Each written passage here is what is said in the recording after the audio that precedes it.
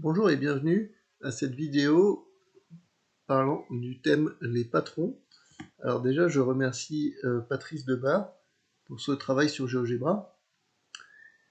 Alors, nous avons ici le patron à gauche d'un pavé droit que, comme vous le voyez, on peut constituer en agitant, en modifiant les valeurs du curseur. Ce qui est important à voir sur le patron d'un pavé droit, c'est que déjà, les données ici, comme vous le voyez, on a les faces opposées, ici, ou celle-ci et celle d'en dessous, qui sont superposables.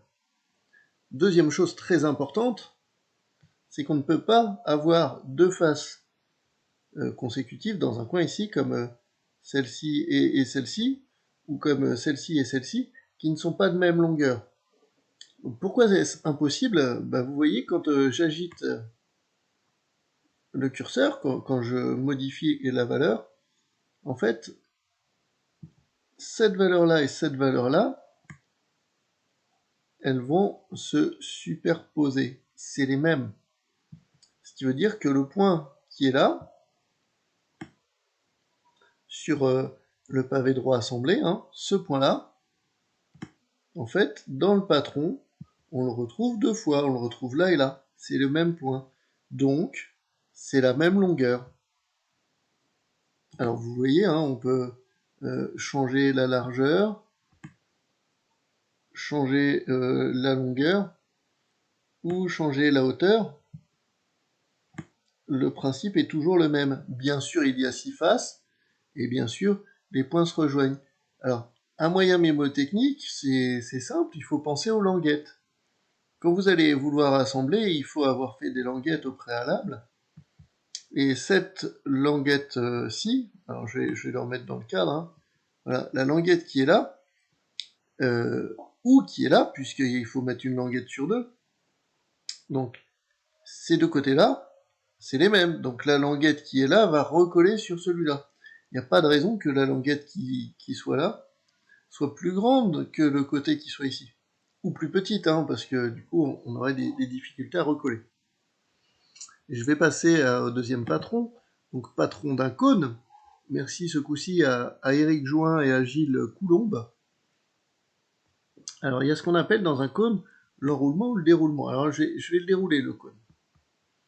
Voilà, vous voyez, on a ici le disque de base, ici, avec son rayon, et puis ici, la portion de disque qui va faire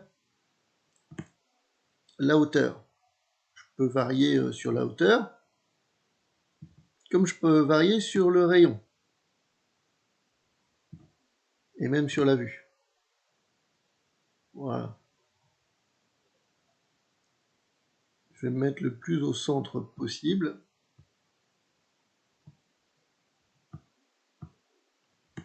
Alors, on va changer un petit peu la hauteur, voilà. Et puis le rayon aussi. Non, c'est plutôt le rétrécir que je voulais. Voilà, alors, on peut zoomer, on peut dézoomer. Cette vidéo est super bien faite. Alors, voilà, il est entièrement déroulé. Alors, comment, ici on a le patron, et comment on trouve le patron? C'est assez compliqué. En fait, vous le voyez là, donc on a le pavé droit, pardon, le cône, je le mets comme ceci. Je vais faire varier la hauteur, je vais mettre une plus grande hauteur. Donc le disque de base, et ici c'est une portion de disque. Il faut penser au cornet de frites en fait. Le cornet de frites, on prend une portion de disque pour faire le tour. Bon, par rapport à ça, quand je le déroule, ce cornet de frites, donc ma portion de disque, en fait, ça va me donner un angle. Et un angle qui est assez compliqué à calculer. Alors, comme vous le voyez ici, vous avez le rayon, ici vous avez la hauteur. Si je fais varier la hauteur, ici, c'est l'angle qui va varier. Et en fait, comme vous le constatez, cette portion-là, cette portion de disque-là, va recoller sur le disque qui est ici.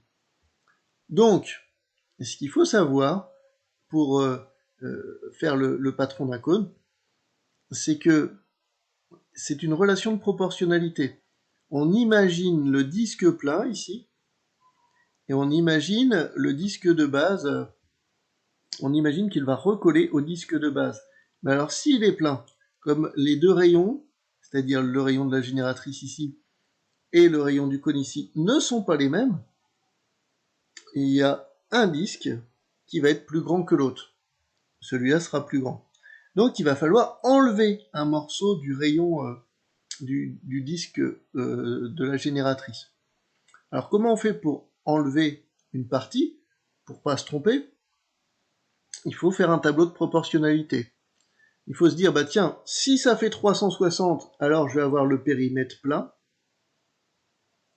mais je ne veux pas le périmètre plein, je veux que mon périmètre soit égal au périmètre du disque de base. Donc comme je veux que le périmètre soit égal au périmètre du disque de base, alors je ne vais pas prendre 360 degrés, je vais prendre une partie de 360 degrés. Et c'est là que je fais de la proportionnalité. Regardez là, hop, si plus ma hauteur est grande, et ben plus mon disque de génératrice a un angle petit. Pourquoi? Eh bien parce que cette longueur-là reste constante par rapport à mon disque de base, à mon rayon de 2,4. Voilà, merci de m'avoir écouté. Bon travail à vous. Au revoir.